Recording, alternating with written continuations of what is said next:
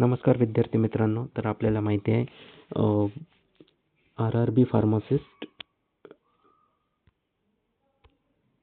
Maharashtra drug inspector, GPAT आणि तसेच various DHS झालं, DMER झालं, याच्या परीक्षा आणि याच्या आता भरती येणारच आहेत निवडणुका संपल्या की. तर यासाठी आपण प्रिपेअर करायला हवं आहे, म्हणून आपण नाही का डेली लर्निंग सिरीज सुरू केलेली आहे. यात आपल्याला डेली आपण जे नाही का हॉट टॉपिक्स असते, मतलब ज्याच्यावर नाही का सगळ्यात जास्त प्रश्न येतच राहतात सातत्याने, ते आपण प्रिपेअर करणार आहोत. त्याची थिअरी आणि त्यावर MCQ पण आपण या सिरीजमध्ये चालू करणार आहोत. तर आज आपण फर्स्ट टॉपिक घेऊन आलेलो आहोत, ते आहे एन्झाईम इंड्युसर्स आणि एन्झाईम इनिबिटर्स. तर यावर मीन्स डायरेक्ट क्वेश्चन येतात आणि प्रत्येक एक्झाममध्ये हे क्वेश्चन बघितलेले आहे. जसं की GPAT झालं, नायपर झालं, ड्रग इन्स्पेक्टर झालं, RRB फार्मासिस्टमध्ये विचारले जातात आणि वेरियस अदर फार्मासिस्ट एक्झाम असते त्यात हे क्वेश्चन विचारले जातात. तर आपण स्टार्ट करू. पहिले आपण इंट्रोडक्शनमध्ये बघू. तर इंट्रोडक्शनमध्ये आपण स्टार्ट करू एन्झाईम. एन्झाईम म्हणजे असते काय, तर एन्झाईम आपण नाही का कशाला म्हणतो, तर एन्झाईम काय असतात, तर एन्झाईम नाही का बायो कॅटलिस्ट असतात. ठीक आहे. कॅटलिस्टचं काम काय असतं, तर कॅटलिस्ट नाही का एखादं रिॲक्शन असतं, तर रिॲक्शनला काय करतं, तो फास्ट करतं, म्हणजे रॅपिड रिॲक्शन करतं. रिॲक्शनची जे रेट असते किंवा स्पीड असते ते काय करतं, फास्ट करतं. हे असतं एन्झाईम. मग जर आपण त्याच्यासमोर जर बघितलं, एक सेकंड, मग आता आपण समजलं एन्झाईम काय असते. मग एन्झाईम किती प्रकारचे असते, तर एन्झाईम्समध्ये जर आपण पाहिलं तर एन्झाईम दोन प्रकारचे असते. एक असते मायक्रोझोमल एन्झाईम, मायक्रोसोमल एन्झाईम्स, ठीक आहे, आणि एक असते नॉन मायक्रोझोमल एन्झाईम. ठीक आहे. तर मायक्रोझोमल एन्झाईम, नॉन मायक्रोझोमल एन्झाईम याच्यात डिफरन्स काय असतं, तर मायक्रोझोमल एन्झाईम्स म्हणजे हे असे एन्झाईम्स असतात जे की कुठं प्रेझेंट असतात, लिव्हरमध्ये. आपल्या लिव्हरमध्ये मेनली हे प्रेझेंट असतात आणि तिथे वेरियस ड्रग्स वगैरे त्याचं काय असते, तर मेटाबॉलिझम वगैरे होत असते by this enzyme, bye मायक्रोझोमल enzyme. ते कुठं प्रेझेंट असतात, लिव्हरमध्ये. आणि हे नॉन मायक्रोझोमल एन्झाईम्स ते कुठं पण प्रेझेंट असतात, जसं की सायटोप्लाझम झालं, सेलचं सायटोप्लाझम वगैरे, ते तिथे नाही का हे प्रेझेंट असतात. ठीक आहे. तर अशाच तरी आता समोर आपण बघू. तर यात आता आपल्याला समजायचं आहे की मायक्रोसोमल एन्झाईम, ठीक आहे, मायक्रोसोमल एन्झाईम, ठीक आहे. तर मायक्रोसोमल एन्झाईममध्ये आता लिव्हरमध्ये असते, ठीक आहे, लिव्हरमध्ये असते. आता जे बी ड्रग नाही का ॲब्झॉर्ब होते आणि लिव्हरमध्ये पोचते आणि लिव्हरमध्ये गेल्यावर तो मेटाबॉलिझम त्याचं होते. ठीक आहे.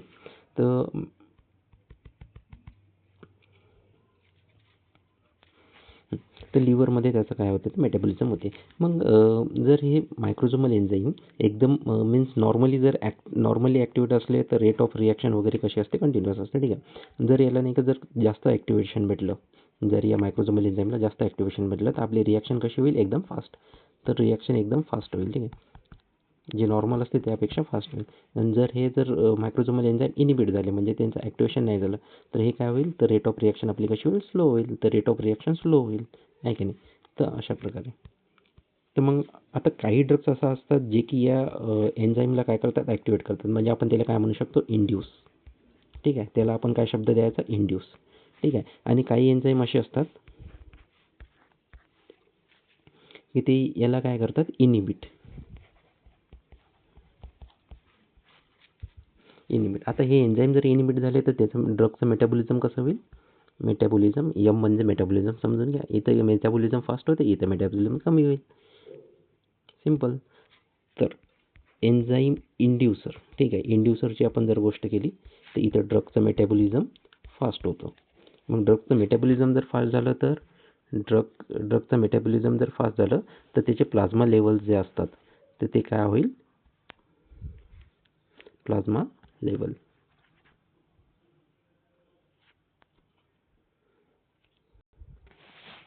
तर प्लाझ्मा लेवल काय होईल, तर प्लाझ्मा लेवल कमी होईल आणि टॉक्झिसिटी कमी होईल,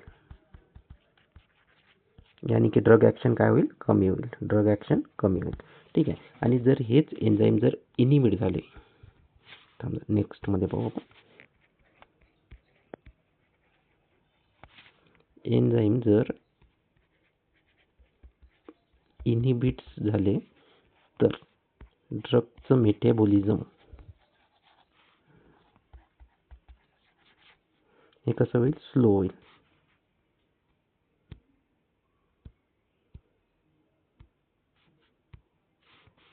ड्रग मेटाबॉलिझम स्लो होईल.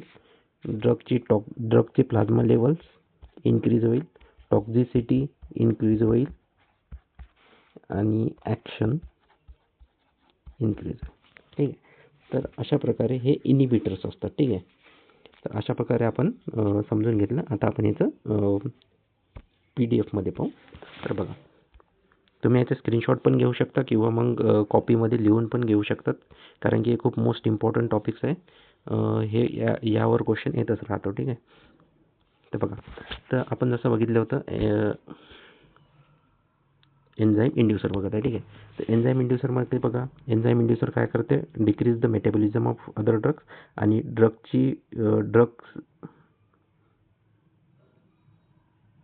ड्रगचं जे लेवल्स असतात ते काय होतात? डिक्रीज होतात. आणि टॉक्झिसिटी बी काय होतं? डिक्रीज होतं. ठीक आहे. तर इथे बघा, तर आता इथे बघून आपण ड्रग्स कोणते कोणते आहेत जे एन्झाईमला काय करते? इंड्यूस करते, म्हणजे एन्झाईमला जास्त ॲक्टिवेटेड करतात. तर कोणते ड्रग्स आहे? इथं आहे griseofulvin, phenytoin, rifampicin, smoking, carbamazepine, ethanol, phenobarbital, chloral hydrate, phenylbutazone, some listed herbal जसे की ST जॉन वॉट, आणि त्याच्यानंतर ग्लुकोकॉर्टिकॉइड, ग्लुथेमाइड, नेव्हिरापिन आणि इफावेरिन्स. हे तुम्ही कॉपीमध्ये 2-3 वेळा लिहून बघा, 2-3 वेळा वाचन करा. हे तुम्हाला खूप पाठ होऊन जाईल. आणि हे इनिशियल जर तुम्ही पाठ केलं तर यावरून बी तुम्हाला म्हणजे जर थोडंसं तरी क्लिक होऊन जाईल हे कोणकोणते ड्रग्स आहेत. हे सर्व झाले एन्झाईम इंड्युसर. हे काय आहे? तर एन्झाईम इंड्युसरची गोष्ट केली. ठीक आहे. आता आपण बघू एन्झाईम इनिबिटर्स. ठीक आहे. तर एन्झाईम इनिबिटर्समध्ये कोण असते? तर एन्झाईम इनिबिटर्समध्ये आपण जसं की पाहिलं, जे काय करतं? एन्झाईमला इनिबिट करतात. तर मग ड्रगचं मेटाबॉलिझम ऑफ अदर ड्रग काय होईल? एन्झाईम काय झाले? ते इनिबिट झाले. मग मेटाबॉलिझम काय होईल? डिक्रीज होईल. ठीक आहे. त्याच्यानंतर मेटाबॉलिझम डिक्रीज झालं तर टॉक्झिसिटी आणि ड्रग लेवल्स काय होते? इन्क्रीज होते. ठीक आहे. टॉक्झिसिटी आणि ड्रग लेवल्स काय होऊन जाईल? इन्क्रीज होते. तर त्याच्याने काय होते?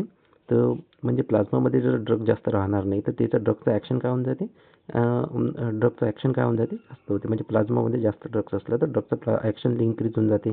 टॉक्झिसिटी इन्क्रीज होते जर त्याच्या कोणता जर टॉक्झिक ड्रग असला तर, आहे की नाही? तशाच तरी तर याचे एक्झाम्पल कोणते आहे? सोडियम वॅल्प्रेट झालं, आयसोनियाझाइड झालं, सिमेटिडिन झालं, कीटोकेनाझोल झालं, फ्लुकोनाझोल झालं, अल्कोहोल झालं, क्लोरामफेनिकॉल झालं, इरिथ्रोमायसिन, सिप्रोफ्लॉक्झासिन, ओमेप्राझोल, मेथ्रोनिडाझोल, क्लॅरिथ्रोमायसिन, डिल्टियाझेम, विरापेव्हिर, सायक्लोस्पोरिन. ठीक आहे. हे सर्व नाही का पूर्ण फार्माकोलॉजीमधले सर्व इम्पॉर्टंट ड्रग्स यातनी काढलेले आहेत, ज्यावर क्वेश्चन आलेले आहेत आणि भविष्यात येऊ पण शकतात.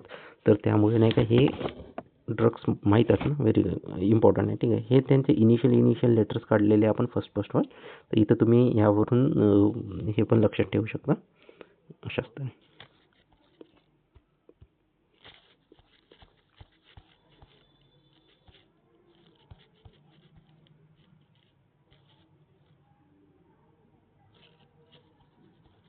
इथे एक थोडंसं करेक्शन करून घ्या. ते डिक्रीज नाही पाहिजे. एन्झाईम इंड्यूस झाल्यावर मेटाबॉलिझम काय होऊन जाते? इन्क्रीज. ठीक आहे. इथे इन्क्रीज करून टाकसो. ठीक आहे. हे लक्षात ठेवा. इथे इन्क्रीज करत ते टायपिंग मिस्टेक आहे. इन्क्रीज मेटाबॉलिझम झालं तर ड्रग्स लेवल्स काय होईल? डिक्रीज होईल. टॉक्झिसिटी कमी होईल. ठीक आहे. त्यानंतर इथे मेटाबॉलिझम काय होईल? डिक्रीज होईल. कारण की इथे मेटाबॉलिझम काय होईल? डिक्रीज. कारण की एन्झाईम्सच इनिबिट झालेले आहे. एन्झाईम इनिबिट नाही होईल तर मेटाबॉलिझम बी काय होते? डिक्रीज होते. ठीक आहे. हे बरोबर आहे. त्यानंतर काही इम्पॉर्टंट पॉईंट्स जसे की त्यावर नाही का डायरेक्ट आपल्याला क्वेश्चन पाहू शकतो आपण, भेटू शकते आपल्याला. तर रिफाम्पिसिन जर त्यांनी जर विचारलं असा कोणचा ड्रग आहे जे नाही का स्ट्रॉंग इंड्युसर आहे, तर ते कोणचं आहे? रिफाम्पिसिन. ठीक आहे. केटोकोनाझोल, कॅलेथ्रोमायसिन हे स्ट्रॉंग CYP3A4 इनिबिटर्स असतात. ठीक आहे. CYP3A4 इनिबिटर जर विचारलं तर केटोकोनाझोल आणि कॅलेथ्रोमायसिन. ठीक आहे. नॉन सिलेक्टिव्ह एन्झाईम इनिबिटर कोणते असते? सिमेटिडिन. ठीक आहे. त्याच्यानंतर वॅल्प्रोइट काय करते? Inhibit the metabolism phenytoin. ठीक आहे. वॅल्प्रोइट नाही का इनिबिट करते मेटाबॉलिझम फेनोटोनिन. हे ड्रग इंटरॅक्शनमध्ये येऊ शकते. ठीक आहे. त्यानंतर ॲक्यूट अल्कोहोलमध्ये काय असते? इनिबिटर असते. आणि क्रोनिक अल्कोहोल इंड्युसर असते. हे पण खूप इम्पॉर्टंट आहे. तर बघा हे नाही का डिफरन्सेसमध्ये की ॲक्यूट अल्कोहोल काय असते? तर इनिबिटर असते आणि क्रोनिक अल्कोहोल असले इंड्युसर.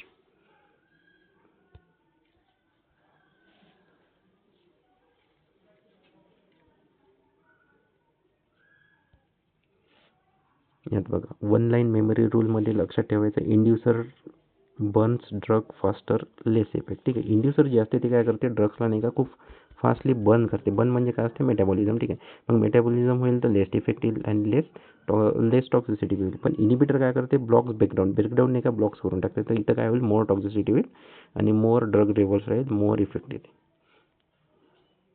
हे लक्षात ठेवायचं. आता याच्यावर काही इम्पॉर्टंट MCQs आहेत जे आपण नाही का सेकंड पार्टमध्ये ठेवू. ऑलरेडी हे 10 मिनिटाचा व्हिडिओ झालेला आहे. तर नेक्स्ट व्हिडिओमध्ये आपण याचे MCQs घेणार आहोत. ठीक आहे. 10 MCQs इम्पॉर्टंट ते पण तुम्ही बघून घ्या आणि चॅनलला लाईक करा शेअर करा सबस्क्राईब करा. धन्यवाद.